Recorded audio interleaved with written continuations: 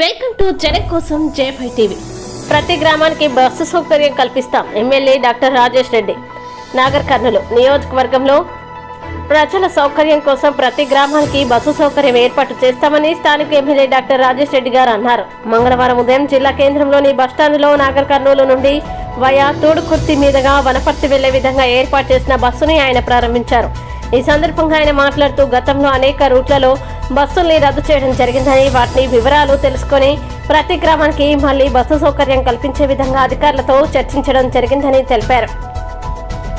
తెలంగాణ రాష్ట్రం ఏర్పడిన తర్వాత ఉచిత బస్సు ప్రయాణ సౌకర్యం మహిళలకి కల్పించడం జరిగిందని, అదేవిధంగా 2250 బస్సుల్ని కొత్తగా కొనుగోలు చేసేందుకు ప్రభుత్వం అన్ని చర్యలు తీసుకొని ఆదేశించడం జరిగిందని తెలిపారు.